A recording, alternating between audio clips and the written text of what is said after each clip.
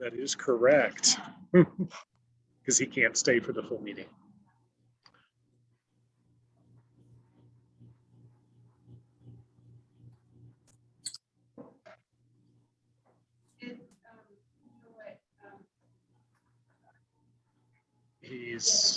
He's gonna possibly call in. I'm watching. So you want to call the meeting to order.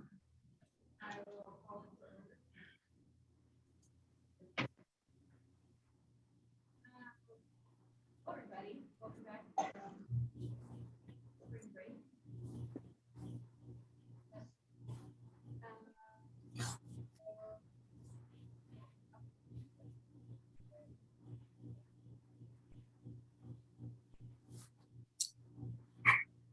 Do we need some discussion on that? We're moving as part of this meeting, we're moving the executive review to May, I believe. Okay. And that's part of our agenda, so. It's actually not part of the agenda, it's just the calendar. The calendar. Okay. It's on the agenda. So,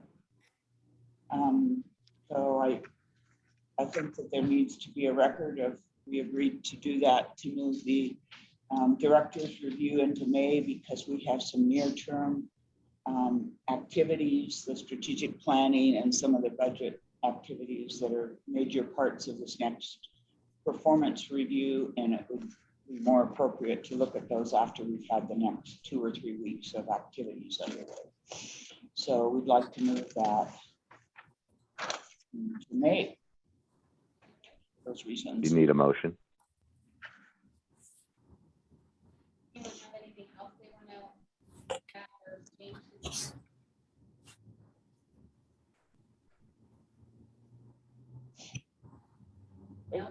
I move to approve the April agenda, including revision to moving the director's review from April to May.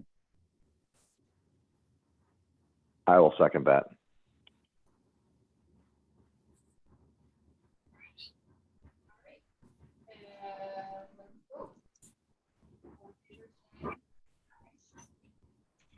Aye. Aye. Okay.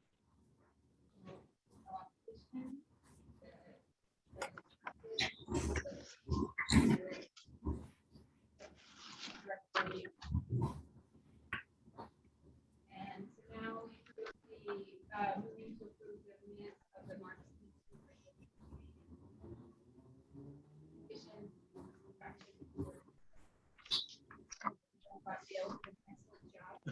Secretary this month. Next month.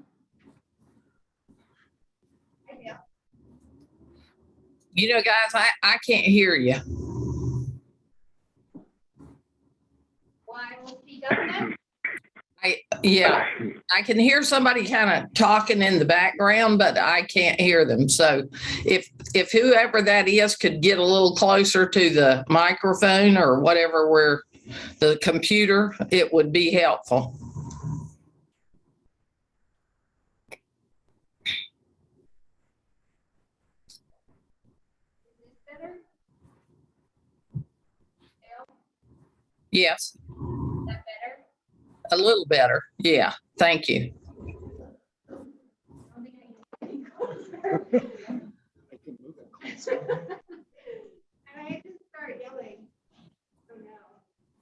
It's the first time I can hear you, Nina. Is that better? It's some better. Yeah, you're probably going to have to talk louder. The HVAC doesn't help. What's that? The HVAC doesn't help. Can you turn up the volume on your computer? I think I've got it up as far as it'll go because I know I can't hear. Better than my mom, so that's something. All right, so we're talking about the minutes and approving the minutes. Anyone have any additions or subtractions to that? I don't have any changes. I just wanted to compliment Dale in front of everybody. I mean, just what a terrific job this was. Oh, thank you. Grace had a question. Okay, In the consent agenda of last meeting, we approved a request for Pharonics and Visionware, and then that's coming up again in this. What do we do when we've approved something and maybe that's a discussion for later? Last month was Pharonics, this month is Envisionware. We're not. They're approving- separate things? Yes. Pharonics is our Okay. computer protection Okay, that system. explains. And My question is a moot point. You just explained it to me. Did everybody hear that? No? Hello? Okay. I don't know what to do. There are no changes to the minutes. Do I have a motion for approving the minutes? I move to approve the minutes. And I'll second that motion. Thank you. All in favor, say aye. Aye. Aye. Do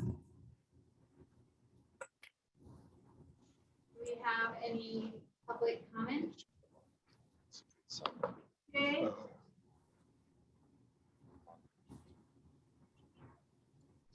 where is No? Great. I have public comment, which is that I read 13 books on the amazing and it was all through the Kindle app on the library. And I did that. I used to I buy looked books on under the Kindle drawings. and then return them immediately to Amazon to get my money back. So I love that. All right. Correspondence. I didn't see any in the. There was correspondence. We're just over it. Consent agenda. Since nobody can hear me, there will be no changes to the consent agenda. That's one way to do it. Anyone have anything you want to pull from the consent? Did you want a further explanation on the Envisionware? Oh, yes, I'd like to talk about both the financials and the Envisionware. Envisionware is probably the quickest one. This is our maintenance contract on our self-checkout software and hardware. It was brought to the board in October or November, and for some reason, the administrative assistant never got it actually paid. So we have been without maintenance for the last several months, and it just came to our attention when they started asking us for payment. So we are bringing it back to the agenda for reapproval again. And So just in case no one heard that, Kim said this is the self-checkout software. And we had looked at it in October or November, approved it at that time, but the bill was not moved forward, or the payment was not moved forward. So we're bringing it back in front of the board to approve that. No changes from the last time that it was brought forward. So this is a maintenance. This is maintenance of it? Of the software? yes, maintenance contract.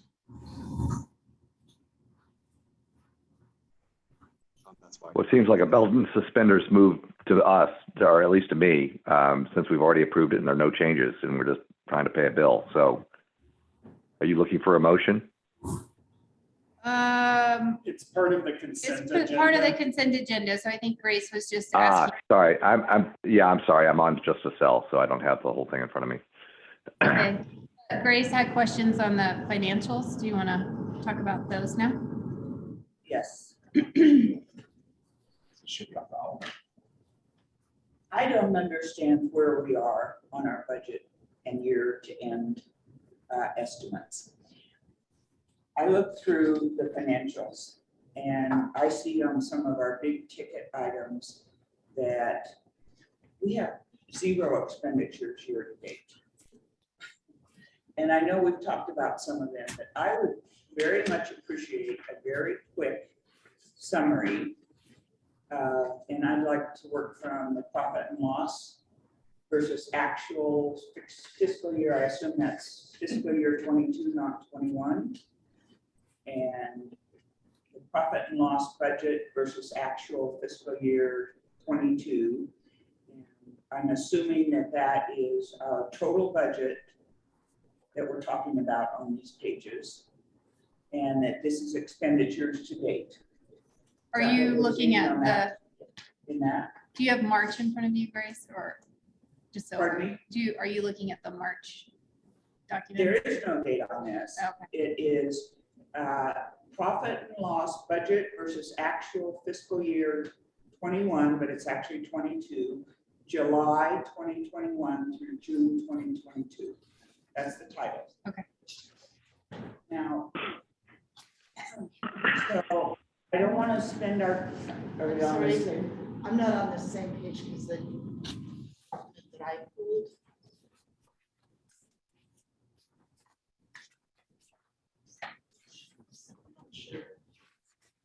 I've lost everybody.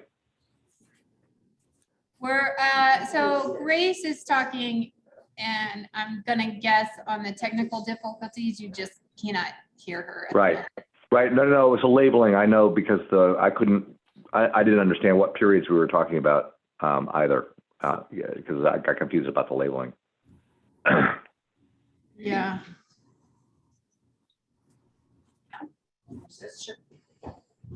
Okay. Can I make one statement about this? So Grace and I are right now looking at the profit and loss budget versus actual fiscal year 22. Now, this document was uploaded from Torrance County. And the one thing I noticed yesterday evening is that typically this document, you'll see the chart of accounts go from 4,000 to 5,000 to 6,000 to 7,000 to 8,000. For some reason on this printout, line items are not in numerical order. And so I don't know if that showed up for other folks as well, but just so that's the clarification that typically the codes are in numerical order, and for some reason on this printout, they didn't come out that way. So just that notation. And I don't know what it is.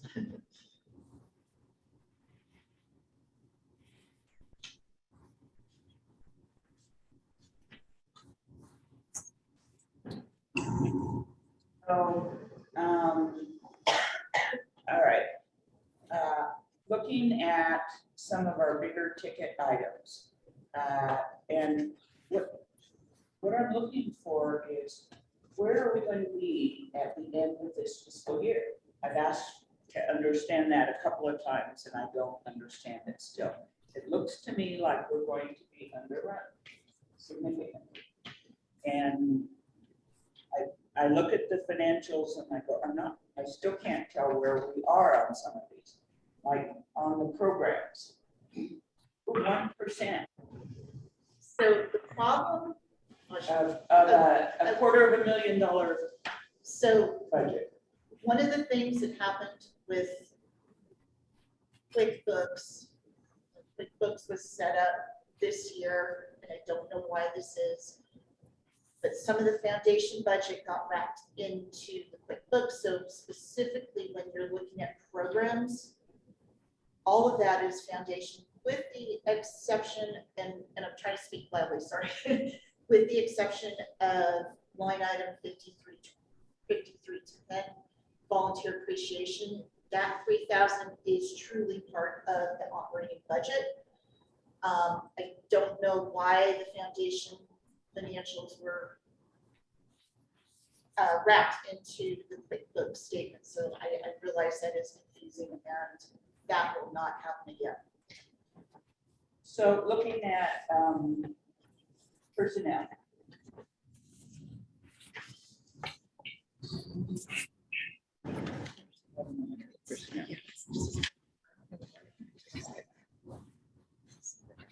We're at 63% of a major cost in personnel, and we're 3/4 of the way through the year.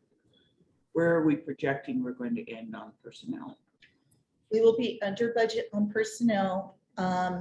We do have 2 potential staff persons coming aboard. And I know this is in Kip's director's report, but if I could just go ahead and mention that now. So one of those is the IT tech.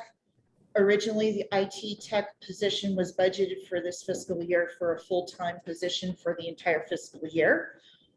We haven't had that position filled, therefore that's why we're running under budget in that sense. I know Kip is gonna. I mean, we had a number of vacancies, long-term vacancies all fiscal year, so salaries is going to run under budget. And then also, of course, the administrative assistant position, which had been a full-time position, budgeted for a full-time position. For a portion of this fiscal year, it was full-time, then that person went down in hours, so therefore we're coming up under budget in that position. That said, Torrent Accounting has been at a slightly higher rate. So, but of course, that's a different line item. But overall, with personnel, yes, we Going to underrun. underrun. Yeah. Grace, something that came up as we presented and prepared this next fiscal year's budget, the library's calculations with regard to benefits and taxes Yes. appears to have been over, the formulas were estimating higher costs than what Clerk Murphy has estimated for the next fiscal year. So we've been somewhat over budgeting apparently for Some of that's benefits and over budget. taxes, yes. So is this our total anticipated expense? We're at 57.5% of budget At this point in time. at this point in time. Okay. And we're 3/4 of the way through the year. So what are you forecasting for year end for the library? Are we gonna run 25% under forecasted budget? What are we, where are we? I'm sorry if I don't can't get this, but. So I will have to crunch those numbers in more detail for you. And I Did will the do. county commissioners want to know where we were with respect to our current budget? When you presented to them? No, we only talked about the next fiscal year. So our next fiscal year budget is anticipating an increase of what? Just over 1%. Of over 1%, and we're gonna under it. I would really like to see what our forecast is for year end at this point. I'm not a finance person, but I'm having a hard time with the way our records come together. So could that Well, be? and I recognize, and I recognize also, sorry, Grace, that we are still transitioning into this new system where we're trying to retranslate what comes out of the county back into a format that we're used to dealing with. So I understand that it's been heck on wheels for the last couple of months, but we really do need to get on top of this because this is our primary fiduciary duty. And I am quite confused about just what you're referring to, Grace, which is where we're going to end up relative to where we thought we were going to end up, and then how that impacts us next year. Because if we, as Grace is pointing out, if we end up with a 1% budget increase for next year and we come in at, let's say 20% below our budget, that's effectively a 21% increase. And I would really like to just understand if that's reasonable, which sounds like it's great, but what we're doing and having a better hold on that would be helpful. There are a number of budget items that will be expended in the last few months of the year. There are year-end expenses that are not yet accounted for. If we can figure out what those are for you. Whatever happened, I know the county, there were pay bumps that went across most of the staff. Where did that funding come from? Did the county give additional funds or did it come out of? It's, if our budget has the capacity to handle that, it comes out of our budget. If we end up needing, and we have Commissioner Newcomb here. And if I'm correct, it comes out of our budget until we don't have any money in our budget, and then you transfer funds to cover the extra, correct? But that would have to come from salaries. It wouldn't get pulled from, let's say COVID came and all our programs shut down again or something, it wouldn't get pulled from the program portion of the budget. It would come from salaries.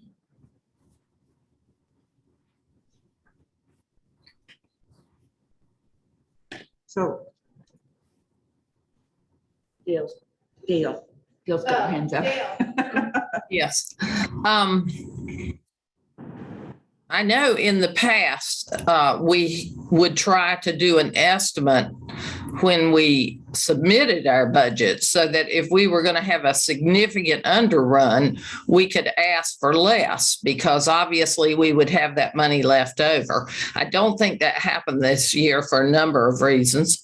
But I would encourage the board as we get, and we've got one more meeting and then probably the last meeting in this fiscal year, for us to take a good hard look at our capital reserve and also our cash reserve.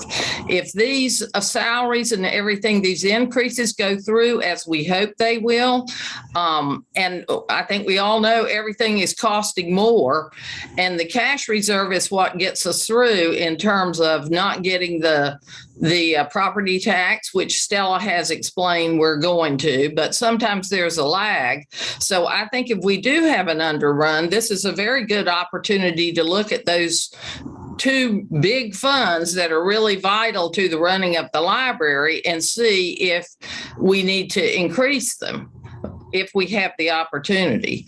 And a lot of years we don't have the opportunity and we haven't increased them. So the case could be made that we're a tad behind on both of those. So I would just encourage the staff also to be keeping those two in mind for us to review as we get right here to the end. I do believe that for 2 or 3 years, the capital reserve fund did go unfunded. And then last year, Deb did transfer some of the library's operating budget into that fund. I believe the board approved that. We So I did. think that's a good point to catch up. But we could play catch up if we're going to have a significant underrun. And I know a lot of it happens at the end of the year. So I don't think it's going to be as large as what we might be looking at right now. In addition to the capital reserve thinking that Dale just talked about, we also passed, what was it, a resolution or whatever, that capital reserve is available for more than just major maintenance and repair. Correct. And I noticed in the report to the county commissioners that it was discussed that we would put 150,000 or 150 into it. But that covers the maintenance repair aspect that has been forecasted by the analysis that's been done. That does not cover anything beyond that. So There's a little wiggle room in that to cover some unexpected projects. is there? Okay, I look pretty black and white, but okay. I think we do need It wiggle will room need to in be that re- budget. It will And- need to be reviewed once we complete the facility assessment of Alta. We don't, for whatever reason, did not include that in the facility assessment last year. So that will be done this year, and then we'll readjust what capital reserves may require. But And we don't know right now what Alta requires. okay, I was afraid we weren't looking at everything there. Okay, thank you.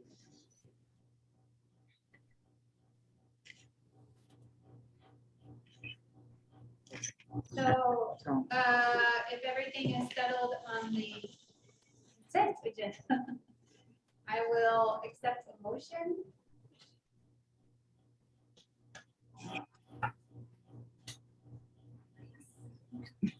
I'll make a motion. That's Okay, all right. Peter, go ahead. Well, I'll move to approve the consent agenda. I'll second. All in favor, say aye. All right. Aye. Now to director's reports. Okay, Or reports, and now the director's report. thank you. Yeah. Once again, a staffing and hiring update for us. We've had a number of part-time library assistants move on to other opportunities. So recruitment we have been down to about 1 vacancy there, and I think we're at 3 now. So we are continuing, it's just a continuous recruitment for that position. The IT technician, we did joint interviews with county IT, and we had 1 successful candidate, and Sarah Mann and I agreed to share the position until which time one of us can successfully recruit another full-time person. So the person has come on board this week, is currently training at county IT, but in 2 or 3 weeks will be coming over to the library as well, and we'll be sharing them 20 hours per week between those 2 departments. And again, recruitment is ongoing. Administrative assistant, perhaps. So that's going to be sufficient? The sharing is enough time and We both need an IT technician, so that's the agreement was to share that person until we could find another full-time person. oh, you're still looking for another full-time? Yeah. And administrative assistant, we have made an offer that has been accepted. We're still questioning whether or not housing will pan out. The candidate or the person is coming to town to look at housing this week. And so hopefully we say the person is fully aware of the situation and accepted knowing that. So we are hopeful. It's only been. And do they have QuickBooks experience? Yes and no, not to the level we would like, but we will get them there. Perfect.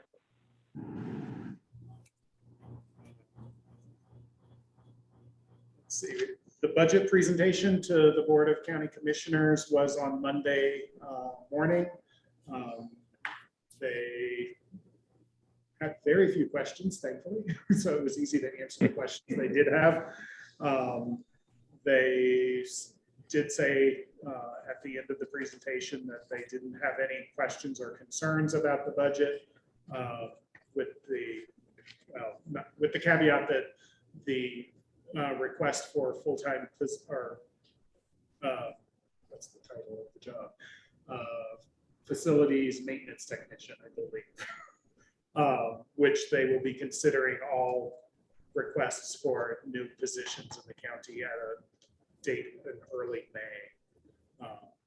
But they did seem to. Kip, was this, I'm sorry to interrupt you, was this an objection to the individual position or just on all new hires? All new hires. Those are being considered at a later date. But there did seem to be agreement in the need for the position. Given that we have 2 facilities and a lot of work to be done. So that went well. They did commend the library for the good work it's doing. So that was good to hear that. Is that the first time you presented to them? Presented a budget, yeah, other than the quarterly updates that we seem to go well. Strategic planning, not a whole lot to say other than the meeting is with the facilitators is scheduled for May 10th, where we should receive a boatload of information on how we're going to move forward. In the interim, we did have a meeting yesterday of the steering committee to do an informal SOAR analysis, just to see where the steering committee thought the library was in regard to successes, opportunities, results, and aspirations. That's what SOAR stands for. And I believe Grace will have a short update later under board report. reports on that. Community-led programming, which is what we're terming the programming that we have currently been offering for over a decade on Tuesday evenings with 3 community organizations. We felt that it was time to give the rest of the community an opportunity to participate, partner with the library. So the 3 nature and science groups have been told that we are opening this opportunity up to the whole community, and that a call for proposals will be going out in around the 1st of May, looking to see what other organizations might want to provide as programming at the library. So that will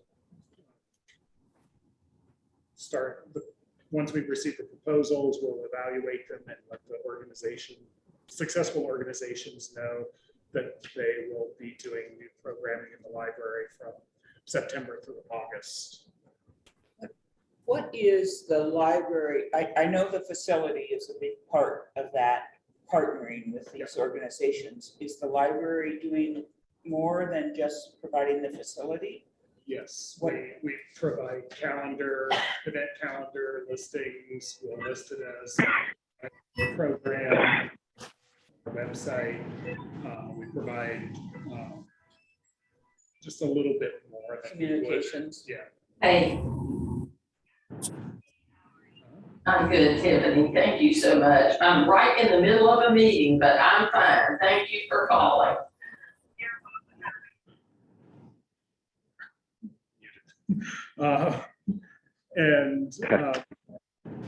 The other highlight from my report would be that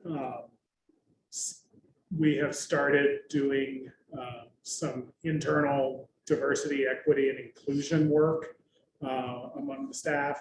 Our management team is doing some short exercises at the start of some of our meetings, and then we're asking the managers to lead their teams through these same exercises. It's important work. It needs to be embedded in what we do. The strategic planning process will have DEI built into it, and I know that Dale will also be talking about some DEI work for the board here in a little bit. So important work that is finally getting underway. That's pretty much all I have to highlight from my report. I appreciate seeing the volunteer hours added to your report. There was a gap. They were there last month, I noticed, but I missed it. tried to draw it out. And it would be nice to see if at some point we could look at a breakdown of volunteers. Like, I'd like to see if there are teen volunteers coming in. So maybe once in a while, a little more breakdown from Joe as to what is the nature of our volunteers. Just maybe an occasional breakdown on, they're such an important part of our library.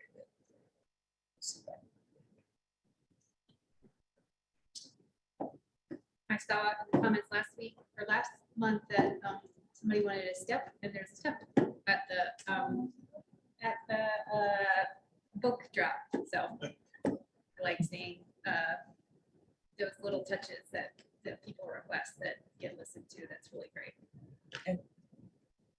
And Kip, somewhere I heard, and maybe I'm dreaming this, but are you doing something with the food pantry in the library?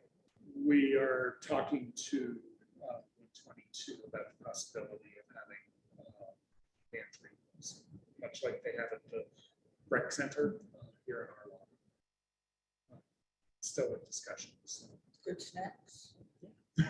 They have a refrigerator there and oranges, potatoes, apples, those kinds of things that people, as you're walking in and out, can just grab. And it's in the lobby, so it's anonymous in a way. Yeah, and that would be what we would do here, and they provide volunteers to restock it.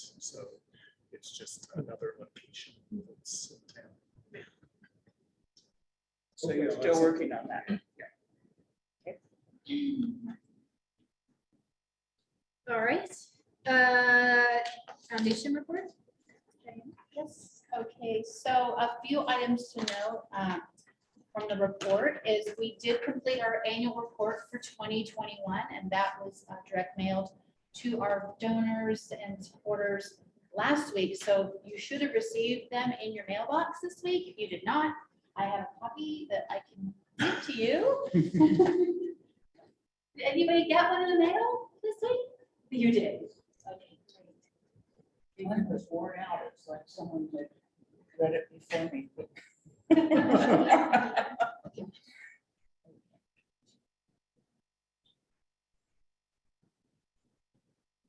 And additionally, I mean, Peter made a recommendation at the last meeting that we inquire with the county about doing a mail drop to the county, and we did inquire. The cost of postage was far exceeded what our budget would allow, but we did talk amongst our board members, and there was a recommendation that we would like the annual report to reach more in the community and not be limited to just our donors and supporters and friends. So we did reach out to the Jackson Hole News and Guide to put it as an insert in the paper. So those are going to be delivered to the paper today, and will be in an insert to local subscribers on Wednesday's issue. And that was, thank you, Kip, for recommending that. So we appreciate that. So that is our annual report. And then as far as priorities right now at the foundation, we are working with library staff, our program managers and spenders, to go over the budget for fiscal year 23. And it's been wonderful. We've met with everyone individually, including with Kip, and gone line by line on every item of the budget and talked about, just try to dial in on exactly where it needs to be, making a few revisions, considering things we might not have considered from last year. So that's ongoing right now. We hope to get that all buttoned up and presented to our board at the next committee and board meetings coming up. So our goal is to have that wrapped up by May 15th. And then in addressing Peter's question also last board meeting, he asked us to look into the dollar amount specifically for asked of the foundation for brand new programs or programs that were in the past that were going to be brought back that maybe didn't occur last year. And so we estimate that the total dollar amount for all new and returning programs that may have been that may not have occurred last year is approximately $116,000 for those. Wow. So we are very excited about that. It's been a wonderful talking with all of the program managers and spenders just to hear about the plans, and it's really created a lot of enthusiasm in our office. So we're excited to present to our board what these plans are and how the coming year is going to look. Also, let's see, strategic planning. As you know, we're working. I'm honored and privileged to be sitting on the committee, and yesterday's exercise doing the SOAR analysis was really, really enlightening. So that was an excellent experience, and I look forward to moving forward with the committee to see. I think it's going to really help us as the foundation, because our plan is to follow directly behind you with developing our strategic plan. We've already reached out to a couple of consultants locally to talk about a timeline and just hear the process and their recommendations. So we look forward to seeing how that goes and hearing just, some of your plans, especially when you talk about the rapidly changing world we live in, and how this may not be a 5-year, but actually more brief, like a 3-year. That sounds like a really good idea. I think the way things are changing so rapidly. Lastly, we are excited about our book swap event. We have decided to hold a book swap in June, and the community is starting to come together. People are coming out more and meeting face to face, and we think it's an opportunity for the foundation to bring our supporters together, and then potentially bring some friends at the library who may not be currently involved with the foundation and introduce them. And we invited Kip to come to this event to speak and speak to our group directly, and I think they'd love to hear from him. And then also a couple of librarians that we talk about books. We don't have an exact date yet. We are narrowing it down to most likely a Sunday afternoon in June. But as we get those plans finalized, we'll let you know. And regarding the book swap, I just have one question. We do have a desire to have adult beverages at the event, And so we understand that we have a 2 times per year limit, that we can do that inside the library. And I would just like to know, request of the board, if you could please tell me what the process is that you prefer for us to present the request. How does that look? How does that process look? Is that 2 times for the foundation or 2 It's times 2 for times for the library. for the world? For the library Okay.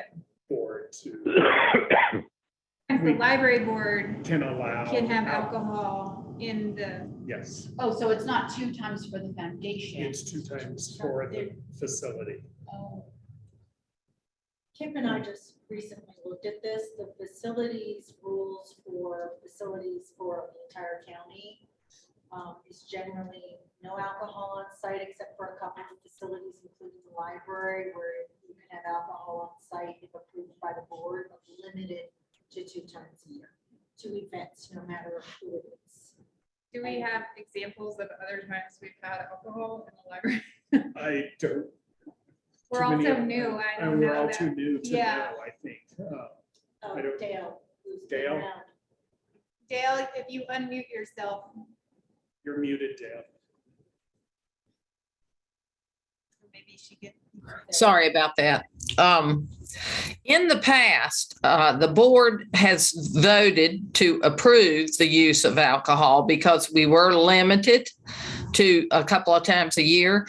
And traditionally, it has been the foundation that has used that ability. And normally it was associated with fundraising type events, foundation fundraising type events.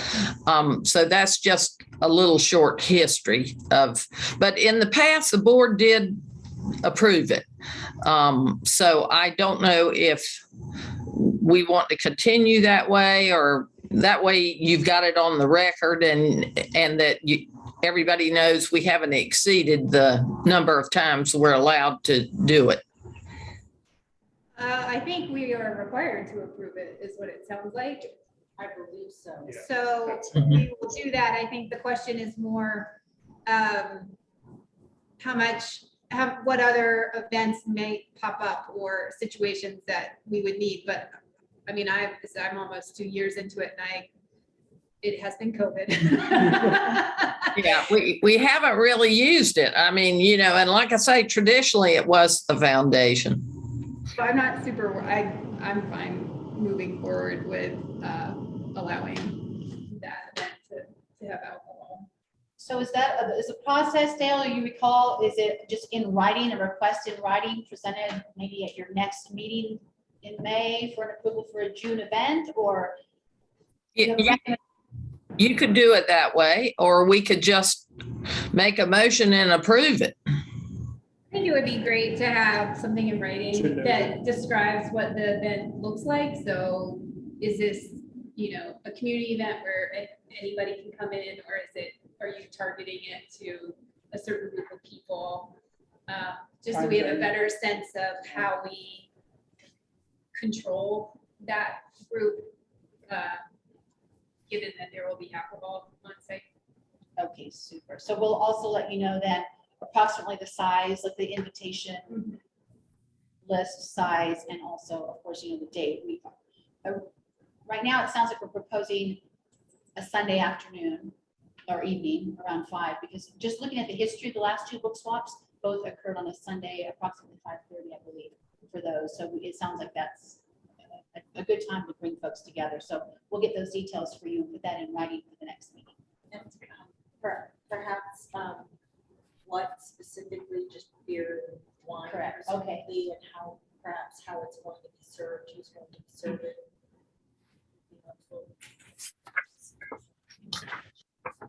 And I know in the past, it's been contracted through a caterer who has the license to be able to serve. And so that's likely the direction, we'll be going again. That's the way we've done it. Okay, that's very helpful. Does anyone have any questions for me? That's the bulk of my presentation. I enjoyed what Diana did, the 2 Dianas, I guess I should say. With what the library sort of put out, and now the follow-up with this. I think it's pretty neat to sort of see this change a little bit. I've enjoyed that. we appreciate just how wonderfully everybody worked with us to get us all of that data and information and stories that we could include in that. And Diana, of course, was instrumental in helping us get this together and proofread it for anything that needed to be revised. And so it was really a joint effort, and we're grateful that everyone helped us out with that. Don't see anybody from the Friends online, unless I'm wrong. Peter has dropped off, so if we lose another person, this meeting is over. So Grace and Dale, you gotta stay with me. All right, so we're moving to the on-site storage shed. Could probably be housing at this point. Indeed. I will invite Rick to the table to talk about it. It has been a long-term goal of the board to stop spending money on a storage unit, which is quite expensive to store a lot of stuff we probably don't need to be storing. So we have investigated having an on-site storage shed, and Rick can report for us. Okay. If we were to, well, I did research, contacted 3 companies about getting an on-site storage shed. It would need to be custom built for our purposes because they don't really stock them in this size. But if we were to do this, the 2 quotes came in very close to each other. So we're really splitting hairs on the value. The one company, Grow Huts, which is in Victor, Idaho, quoted us at $7,066, and Old Hickory Sheds in Ashton, Idaho was $6,520. The other company did not bid, so that leaves us at a $546 difference. They're not really face value comparisons because Grow Huts uses a little bit better quality material for their siding. And then also traditionally, the town and county have guidance at a 5% preference for local companies. So if we considered Victor a local company, we come down to Grow Huts having the best value for their the quality of their product. So my recommendation is that we go with Grow Huts, and they can work with us to get this probably within 3 to 5 weeks. And we also have this money budgeted. We had $7,500 budgeted in the capital reserves for this purchase. When we look at the offsite storage unit, the sooner we get out of that storage unit and into our on-site unit, it's about a 16-month recovery where it'll pay for itself.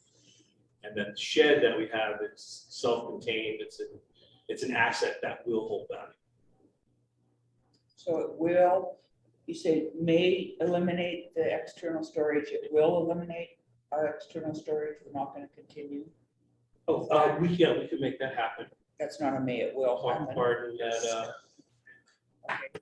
And where in the parking lot would this go? It would, the placement would be right next to the existing trash and recycle enclosure.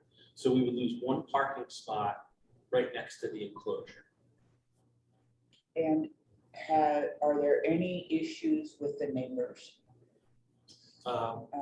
We have not reached out to the neighbors about it, but I did speak in depth with planning and the building department and planning back August or September to see if we were allowed to do this and what the parameters are.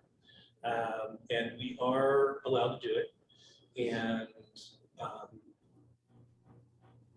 it was taking 1 parking spot out where we do most of our employee parking and our utility stuff was no problem for planning. There hasn't been any reach out to neighbors. What's the height of it? The height is about 11 to 12 feet. So it will be visible to neighbors. It will. We're also, on the same line, we're also looking at trash enclosure. That's been a project to work on to get a roof on the trash enclosure and to make the doors easier to work with, maintenance easier through the winter especially. We're hoping that it will be in a similar, they should complement each other, just kind of take up the same space with an additional about 12 feet to the north. Dale? Rick, how big is it? What's the square footage? 20 square feet, 10 by 12, gambrel style roof. So look like a barn style roof. So I'm assuming you're going to use some of that height for storage also. Correct. In the rear of the way we have it bid, there's a loft, a 10-foot by 4-foot loft in the back. So that'll be for storage up top, and then we will customize it internally to what we need as far as shelving and storage. All right. Thank you. And out of the storage unit, or is it, what are we storing? I know someone's answered this question for me 10 times. Fair enough. I come from a family that maybe keeps too many things. Yeah, I think our family has kept too many things here. Yes, that would be our current situation. When Stella and Rick and I went to investigate what's there, most of what's currently being stored is not worth keeping. And Rick has been getting rid of stuff. And so would it not be better to get rid of things and not have any storage? I think we need to do both.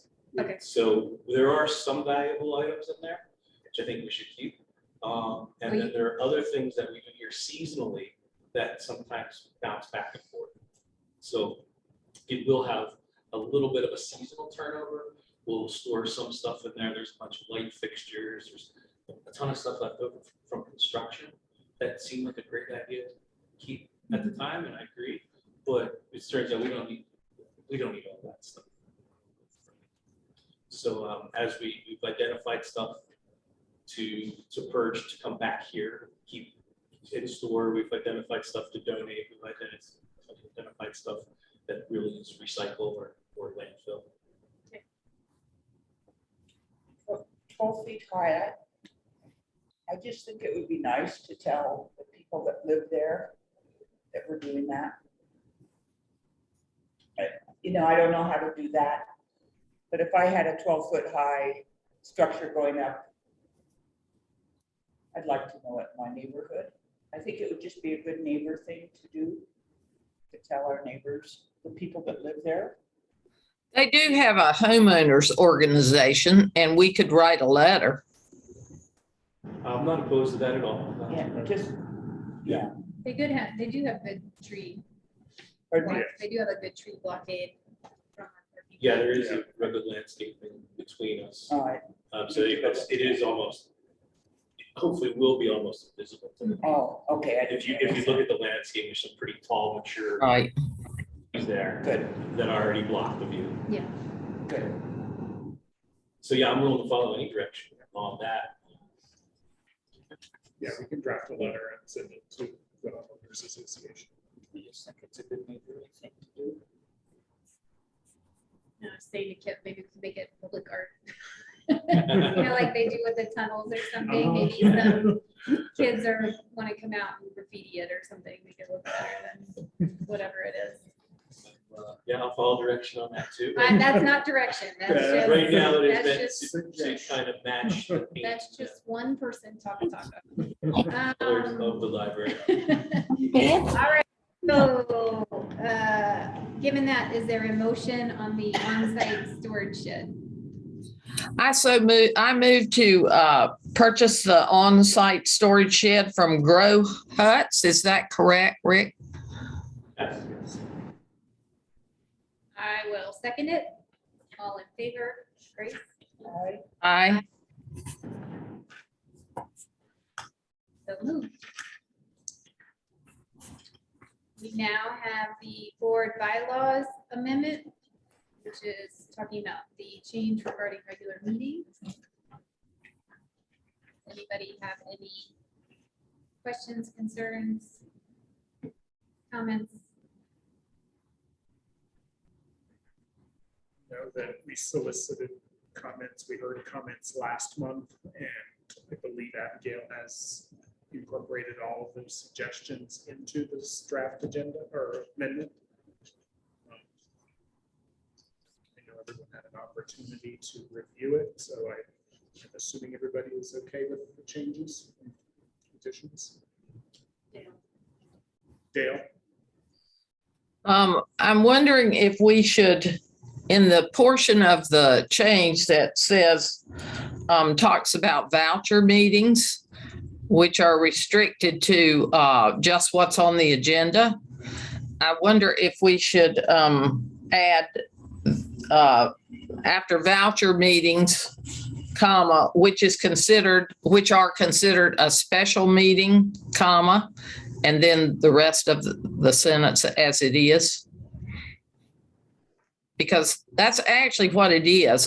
I know you guys saw the correspondence between myself and Abigail. And that's just, it's kind of a belt and suspenders clarification. But if we're going to change it, I don't think it would hurt to be as specific as possible.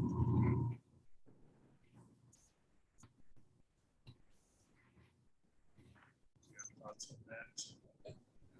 You know, it wouldn't hurt, but at the same time, I thought about this on the drive over, whether people might want to make changes to this as presented. And I think that's possible. A better practice would be to have this document exactly as presented rather than tinkering with it. And again, it very clearly does state that its voucher meetings would be for the express and limited purpose of reviewing vouchers. I don't think it's necessary to state that they are under the statute a form of special meeting. I also wouldn't want to confuse things in that the community is generally used to the purpose of meetings being characterized as a voucher meeting, even though the Board of County Commissioners have gone outside the scope of strictly using the voucher meetings vouchers. I also, to the extent that you will still continue to have special meetings, it sort of distinguishes a voucher meeting from another special meeting, which, so even though there are good reasons to incorporate that, I feel like in the balance of the two options to perhaps just leave it as is. When it's announced, wouldn't it be announced as a special meeting and have the line item would say special meeting agenda? Yes. So it'd be very clear that it's a special meeting. Well, you mean a voucher meeting or a different special meeting? Well, the voucher meeting would be a special, considered a special meeting, would it not? Yes. Yes, it came up because of Dale's questions following the last meeting about what is the difference between a regular meeting and a special meeting and what is a voucher meeting. And a voucher meeting to me under the statute is a form of special meeting that can be called for a limited purpose. And only special meetings can have a limited purpose. A regular meeting by definition, for the most part, folks can do anything. It's the whole purpose of a regular meeting. An agenda is a great idea for a lot of reasons, but it's not necessary, nor are you bound to it for reasons which I probably overwhelmed everyone with in my email correspondence. But yeah, so I think so it's for the purpose, if you're doing the resolution at the beginning of your fiscal year, you'll have regular meetings and voucher meetings. And the voucher meetings will be for that limited purpose. And then, for example, if, as is inevitable, you might have a need for a special meeting, that will be done in the traditional way a special meeting. It's not distinct from the vouchers that are in the resolution at the beginning of the fiscal year. So while I agree completely with Dale's points in the weight of the two, you know, leave it or add the language, there are reasons why I feel like the balance comes out with my advice would be. So. Did you hear that, Dale? I did. No, I will defer to Abigail. I just sometimes think more clarity is better than less, but let's give this thing a shot and see how it goes. If voucher meetings aren't special meetings and aren't allowed, then the Board of County Commissioners is there. It's hard to say, you know, we've seen a little wiggling going on over there, but that's fine. And I think we've gotten used to it. So if you're okay with it, I'm okay with it. I mean, I think the board, given what we went through with the hiring process and having everyone participate, I mean, the special meeting after special meeting after special meeting was called. We're all really familiar with that, or I think we are. So my thought is to help the public, you know, be as clear as we can when we have those meetings. This is a special meeting. This, you know, vouchers are the only thing on the agenda. That's the only thing that will be discussed. Whatever we can do to help them understand that. I don't know that it needs to be included here, but there's definitely language we can use in our agenda setting to help the public understand what we're doing and when we're doing it.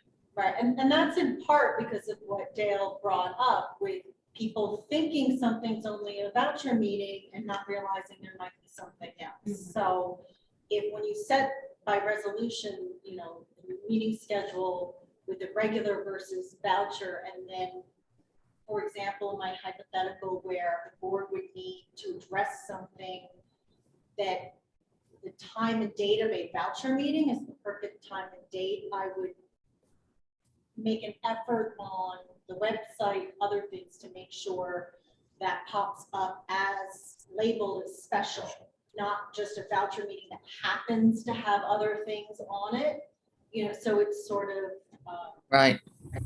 So it's sort of a red flag to people who actually know the difference, which is not many, that, oh, this is something special, right? Like it's not just a voucher meeting. I mean, you might even on the we can talk about it more when we actually do the resolution. But I would think maybe with the community calendar on the website, like the voucher meeting, even if it's voucher meeting and special meeting are at the same time, maybe having them both on there, you know, even though it's the same time, they just sort of over. We'll talk about that more. It's just that way so people see voucher, they know what that is, and if they see special, they know that you've taken advantage of the time and date when you are having a voucher meeting to do one or two other things. So I am fine with this. I do think it presents the same go with me here, concern as the storage shed, is that the amount of meetings you have you start to fill in, and we've seen that happen. So I would encourage the board to just because we have this space, let's make sure that we do our best to sort of not fill it, so to say. Are there meeting minutes for voucher meetings, just like a regular meeting? Yes. You have to have them. Yes. All right, any further discussion on the bylaws amendment as presented in our packet? Hearing none, I will actually don't. It's just in front of you. Now you have 30 days to think about it. okay. I actually, you know, belts and suspenders, we can have a motion just to. For the 30-day Yeah, for the period? 30 days. You technically don't have to. It's presented and then it just sits there, right? You don't have to have a motion approved and a vote. It's just there. And the vote only occurs at the end of the 30 days that you have now to think about it, right? And entertain any comments you might get from the public. But it doesn't hurt if you want to formally, Does anyone want to formalize your thinking? I'm good. All right. So I can accept the changes on this document. well, we don't have any changes. It's- Well, they're still in blue. Oh, not on mine. Mine Mine has, accepted the changes. mine has Oh. some changes, but I think it's Okay. fine. And then we'll sign it next month. Mhm. the date next month. Yes, so it'll be officially, so it's been presented here today in this format. The one I printed off the website didn't have red line or blue line. It was with the changes from last month, with the suggestions that Grace made on the efficiency language and someone else's language on, having allowing for a voucher meeting. Both of which I thought were good ideas at the current version. So we saw this last month, and we all thought about it. Does that not count as the I thinking? would rather have it with Since the there were some changes. changes. The changes came even though they were discussed. They were. Yeah. The written form with those changes was presented today. I'd rather, since we're not in a rush and we have the time, since the resolution adapting the calendar won't have to happen till July. I'd rather have it sit for 30 days in its current form. I thought when we changed the time of the meetings, it was 60. And this doesn't need to be public notice to the public. It says 30 in here, but It is 30, I'm pretty sure. I remember thinking Because wrong. for the board, it's shorter than for a policy, which is 45 that was days. Yeah, so if we're changing your bylaws, it's different than adopting rules. So, yeah, because Kip and I were confused about this when we started. To change your bylaws, it's just an internal matter for how you run your meetings. It does this presentment, 30 days to think about it, and then you can vote on it, which is because of the rule in your bylaws about how you amend your bylaws. It's not even a public notice or statutory requirement at all. And then, but then when you adopt rules that affect the public, not your internal proceedings, like the meeting policies and some of the other things that are on the to-do list, those have a bit more formality. There's a lot of formality about the public notice that has to run for 45 days under the Wyoming Administrative Procedures Act, and then and then that gets voted on. So it's similar but different. It's government. Okay. So everyone take this, print it off, put it on your refrigerator, think about it till the next meeting, and we will vote on it then. Diversity Subcommittee update, Dale? Yes, after our discussion the last time, I confessed to being confused about the best way to go forward with this.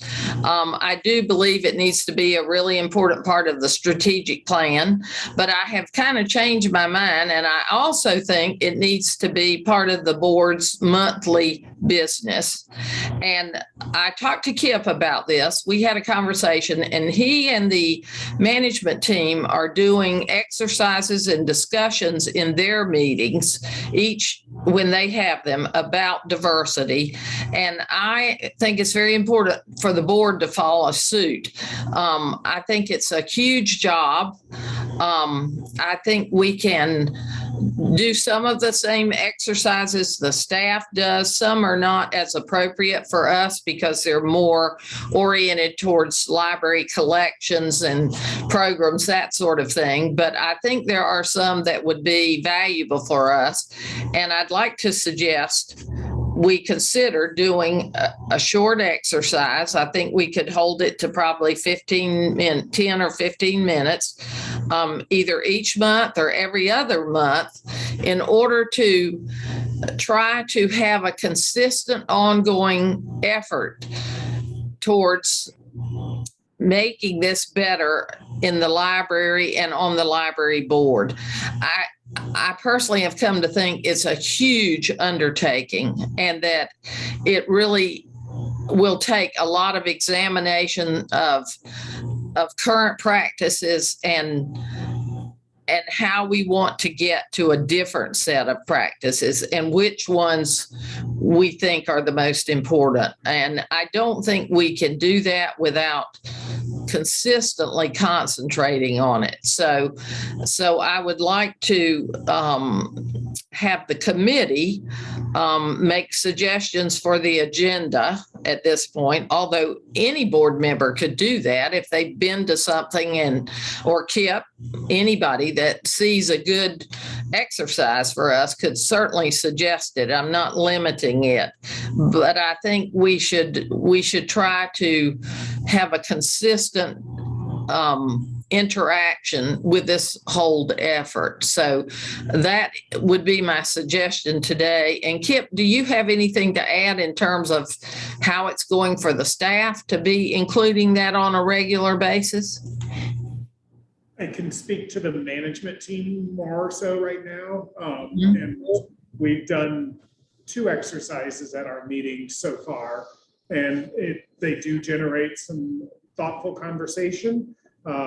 Some of the topics can be a little bit uncomfortable, which is normal. I know that the managers are working through the exercises with their team members right now, and we have an all-staff meeting coming up in early May, where together as a group we will do a 3rd exercise that Angela is going to lead us through. And it is, I mean, just by nature, it's uncomfortable sometimes for people to talk about this, but it is important, and it does move the conversation in our work forward. So I think the board, it's an important step for the board to take, I think. So Dale, this would be the subcommittee being yourself and Peter? Yes. For every one of our board meetings that we have a little exercise similar to what they're doing with the management team at the library. Is that? Yeah, yes, and or other kinds of exercises. Like I say, some of the library team exercises are oriented towards collections and those kinds of things. And of course, that's not what we do. So some of our exercises would probably be different. I'm not suggesting that we just mirror everything because I don't think it would be helpful. And I think, like I said, if other people besides me and Peter, the committee, find something that they feel would be helpful, absolutely. I don't think we want to limit ourselves in this effort. But yes, the committee would provide the structure for most of the time in order to get it done,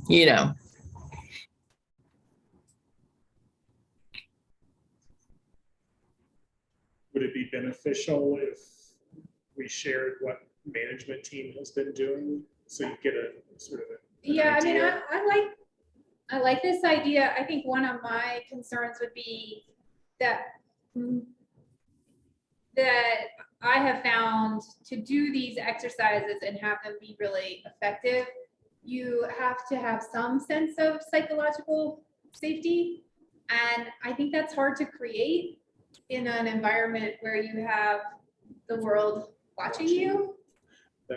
And so I don't know how, I don't want to do these things to just do them and have them not be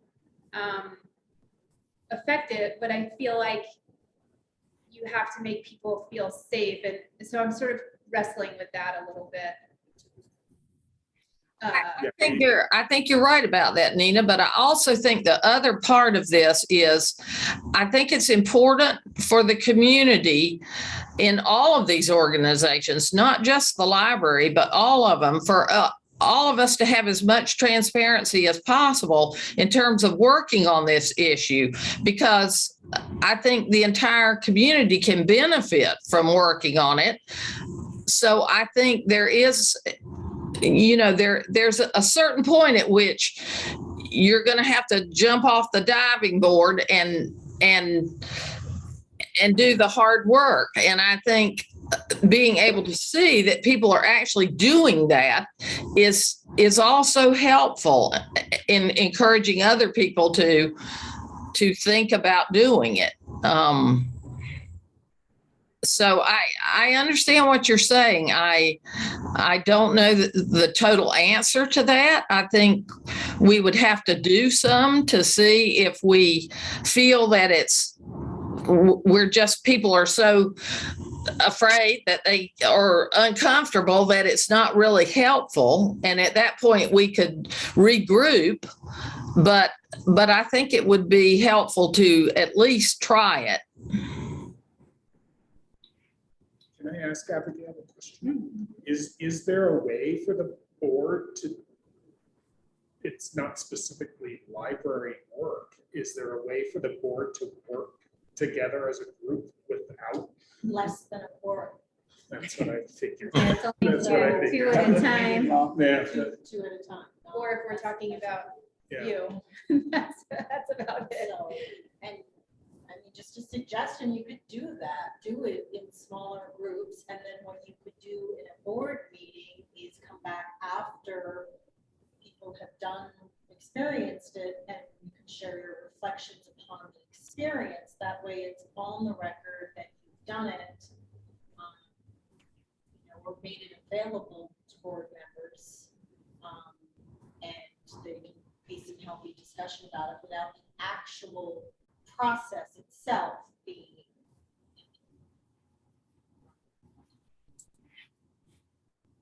I'm not as familiar with these, so I'm not sure even in the context of a work environment, how it's set up in smaller groups or to give people the safety that you talk. So. Well, I'm not sure it would be very effective. I mean, you'd have to do it in groups of two. I don't think that. Well, I mean, maybe it's let's see what the exercises are. And I think it's hard to talk about without understanding the specifics. So I think I'd like to see more about what the ideas are related to the group work that could be done. Well, I can provide you with information like that, but I'd also like to suggest that perhaps for the next meeting, I'll be glad to do that. I'll get with Peter, we'll do it. And we could also do an exercise at the same time, because I think sometimes the actual exercise is going to give you more information than, the information about the exercise. So, and we can do both, but I'd like to suggest that we try it and see what we think. And there is this other alternative. The thing I'm concerned about is if we, and we talk about this all the time, that taking too much time can be as harmful as taking not enough time. And if we chop it up into so many chunks, I'm afraid what will happen is that it will get too fragmented. Some people will be able to do it, some people won't. If we do it together, we know we can do it. It's a better opportunity for all of us to be included. I just think it would be worth giving it a shot, because this is a very lengthy process. I have realized that it takes a long time to affect this kind of change. And I think the people in the community that are working on it are maxed out to a certain degree because they don't have enough people to do as much as they'd like to do. So, so I think these individual boards and staff, like the library, picking up some of this can be really helpful on a community level too.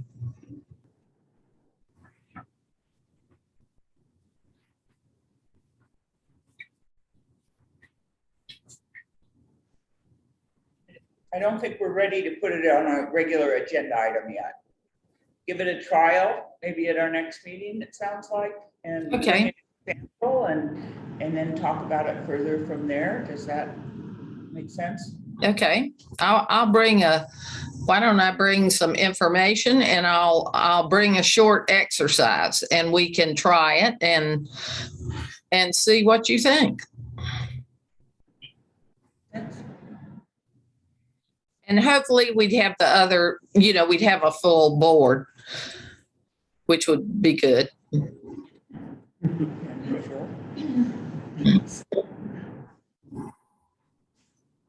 Well, thank you for considering this. And I do think this is a good way to go forward, to keep it in the forefront of our efforts, because I truly do believe that's where it needs to be. Housing task force. Quick update, spring break happened. So the committee has not met since the last time the board has met. However, we have been working on a survey for staff that digs a little deeper than the survey we did late last summer. And that will be going out to staff very shortly. Joe is still working on finalizing that. But that will be going out fairly soon. So we will have a more extensive report probably next month.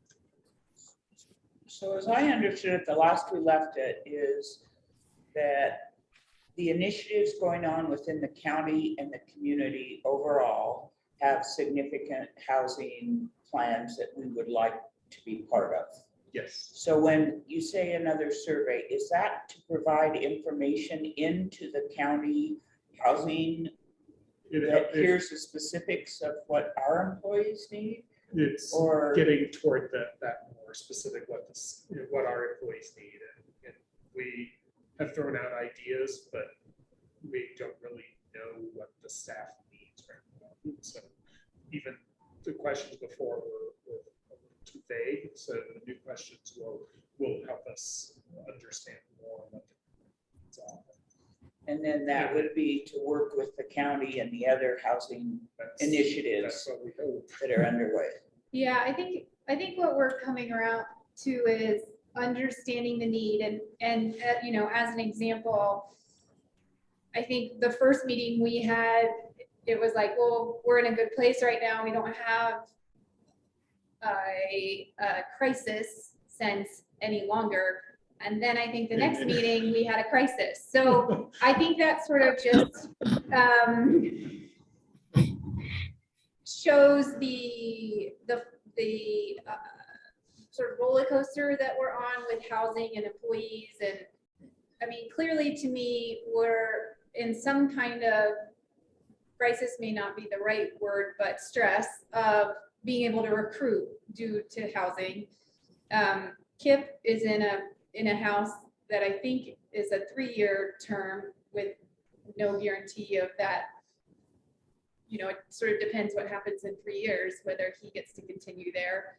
And you have some people who own and some people who rent. So, how do you sort of address all of that? We are lucky enough to have the foundation to sort of help supplement if that's a possibility.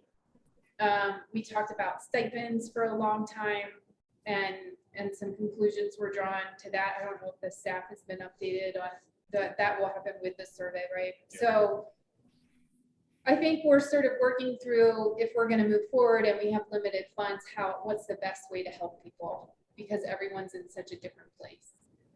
And that is none of us sadly are experts at that. So we're sort of trying to build the base to be able to make sure that if we move in a direction, that we're moving in the direction that's helpful.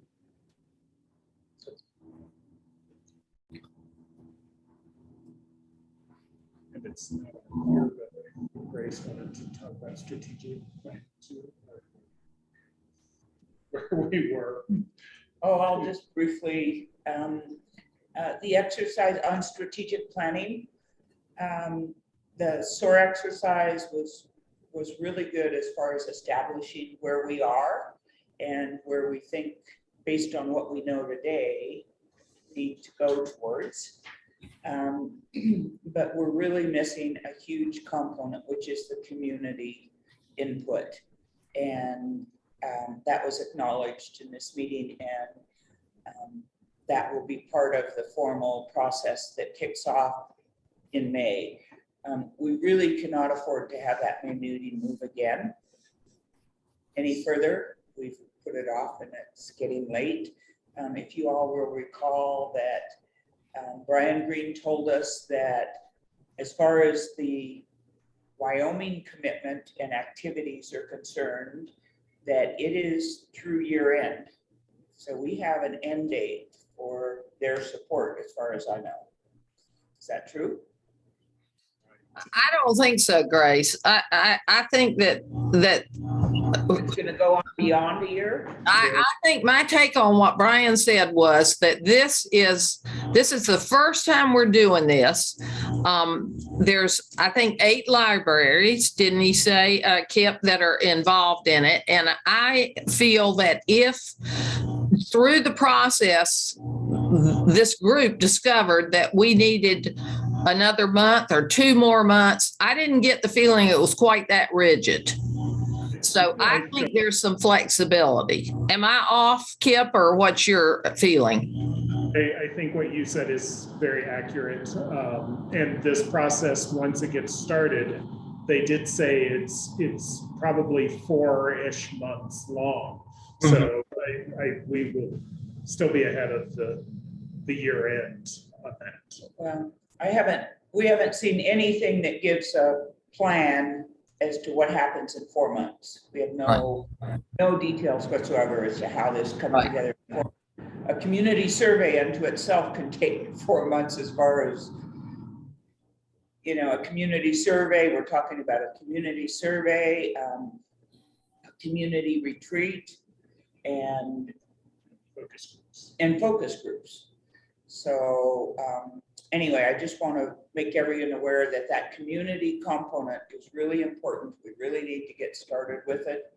And hopefully we'll get all kinds of plans and details as to how that's going to happen. The community input is in May. Is the focus of this process. So it will be in every turn we do. So confident in that. So, and I also just in general would like to applaud Kip for getting a little bit started on it by getting the SOAR analysis going. It was something that could be done to just get our feet on the ground and say, where are we? And I believe he also has a plan to get us started on vision and mission statements, a first cut that will likely evolve as the strategic plan evolves, but it's a good place to start. And there's precedence that says you can do that at the beginning, not at the end. So it's kind of more a living thing that you're going to develop the mission and vision. It's confusing to me, but It's confusing to me too, but at least it's movement. So thank you for that, Kip, and really looking forward to what we can talk about at the next board meeting on this subject. That's all I have to add. Dale. Are we in, once again, I couldn't hear part of it. Are we in matters from board members, library staff? Is that what we're doing? Yes. Okay. So I have something I'd like to discuss for just a moment under that heading. And that is the process for the information for the board meeting. I personally have a hard time feeling that I have done the best job I can do if I don't get this stuff at least 2 days ahead of time, which this time I did not. I do understand that we have had the financial rearrangement and that we're still working on that.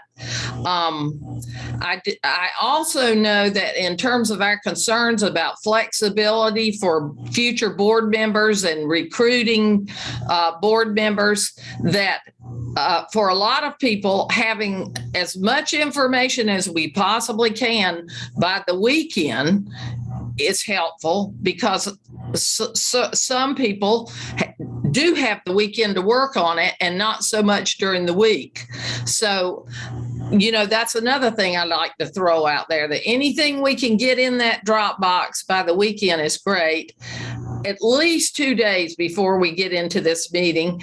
And I'm also concerned about the fact that the online agenda that's on the library website, at least as of yesterday morning, and I wasn't able to look at it past that, had not been updated with the additional information. And I think it's very important for the public, for them to have it, and for us to have as much transparency about the meetings as far in advance, in order to give people a real opportunity to be able to understand what's going to happen in the meeting. And if they have something they wish to say, it gives them a better opportunity to do it.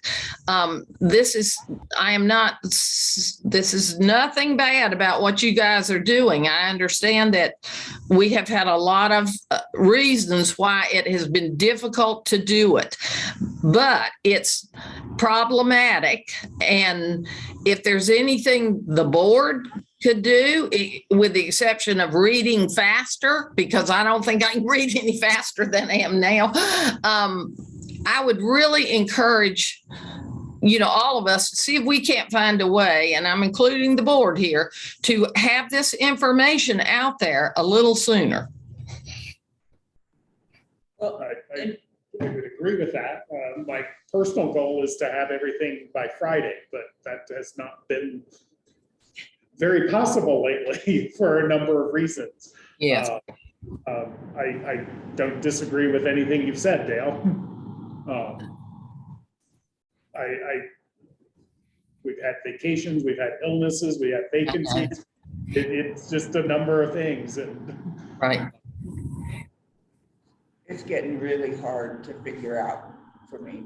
I Don't disagree. I'm sorry, I just spend half my time. And the last thing that seems to happen is the links from the agenda to the items. And those links are the only means the public has to see the content, right? I mean, if you put out an agenda a week early and it doesn't have the links in it, then no one in the public can see the director's report until it's linked. No one can see any of that info. We can see it in the Dropbox if it's there, but the public can't see it till it's linked. Is that right? That's correct. So we need to get that portion available. Yeah, it's just more of what Dale's asking.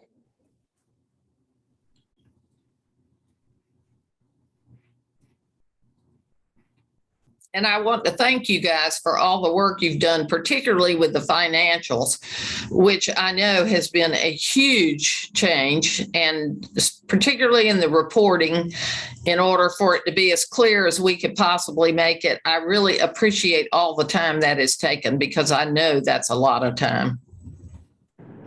Thank you, Dale. Well, here's hoping that an administrative assistant finds housing, and if anyone here happens to have a guest house they could live in, that would probably help. So I'll buy a lottery ticket. Payment of library vouchers. Sean is not here, but has And he I reviewed them? I don't know if he's online. I don't recognize anybody that would be Sean. No. Do we know if he looked at them at all? I know he's not here today, but do we know if he looked at them? The This is Stella. Yes, Sean did come in yesterday evening and he did sign all of the vouchers. Okay, Do we, I'm gonna defer to Abigail on this. Do we need to have a special meeting then where he makes the motion that? these are- No, I think it's fine. If he signed, He he did review them and signed them yesterday. Yes. I think that we can make a motion. If he did that, I'm comfortable with it. I just wanted to make sure he'd looked at it. But I'll make the motion to approve the payment of library vouchers. I will second. All in favor? Please raise. Aye. That is it, as far as I know. Is there a motion to adjourn this meeting? I think we're supposed to adjourn the meeting. Grace is moved, Second. Gail is seconded, and I will vote yes. Thank you, everybody. Thank you. Thank you.